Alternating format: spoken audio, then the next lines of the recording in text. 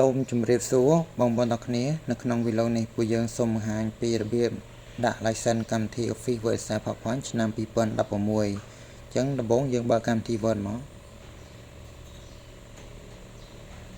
ហើយបន្តមកទៀតយើង copy license key មកយើងផាសចូលនៅក្នុងប្រអប់បដា key ហ្នឹងអញ្ចឹងយើង Control V នៅលើ keyboard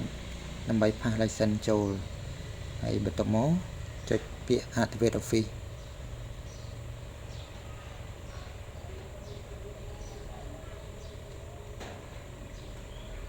ហើយបន្តមកទៀតចុចលើពាក្យ Accept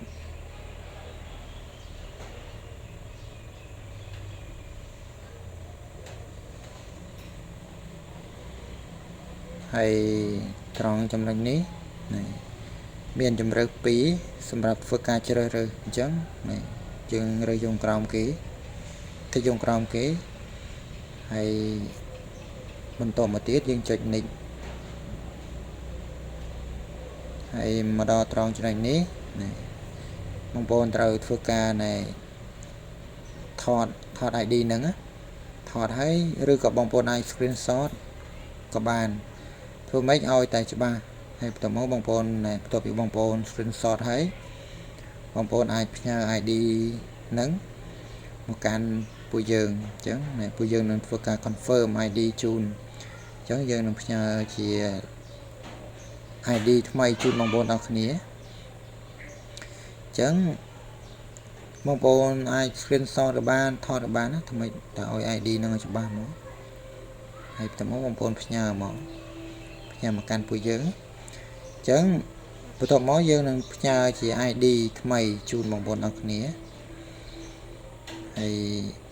បន្ទាប់ពីបងប្អូនទទួលបាន ID ថ្មីហើយ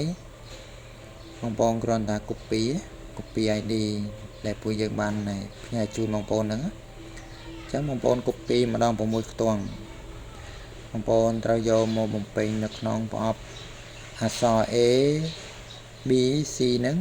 ដល់អក្សរ H ណាអញ្ចឹងបងប្អូនជាបំពេញឲ្យបានត្រឹមត្រូវសម្រាប់ ID ហ្នឹងអញ្ចឹង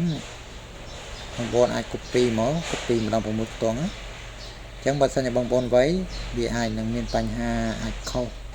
អត់ត្រូវតួលេខអញ្ចឹងបង copy បំពេញរួចហើយបងប្អូនចុច next មកហើយបើឃើញតម្រង message បង្ហាញមកបែបនេះមានន័យថា license យើងគឺដំណើរការហើយគឺយើងអាចប្រើប្រាស់កម្មវិធី Word ក៏ដូចជា Excel បានអញ្ចឹងបន្ទាប់មកបងប្អូនអាចបិទកម្មវិធី Word nàyសិនណាបន្ទាប់ពីយើងបិទកម្មវិធី Word ហើយយើងអាចបើកសារថ្មីមកពេលហ្នឹងបងប្អូនអាចប្រើប្រាស់កម្មវិធីបានហើយសម្រាប់ license បើសិនជាបងប្អូនមានតម្រូវការអាចធ្វើការទំនាក់ទំនងមកកាន់ពួកយើងបានពួកយើងមាន license ច្រើនឆ្នាំហើយសម្រាប់ license យើងមានធានាជូនអញ្ចឹងបងប្អូនអាចយកទៅប្រើដោយទំនុកចិត្តបានហើយ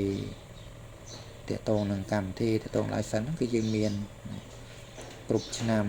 យើងមានចាប់ពី2010ដល់2024អញ្ចឹងបងប្អូនមានតម្រូវការឆ្នាំមួយណាបងប្អូនអាចទាក់ទងមកកាន់ពួកយើងបាន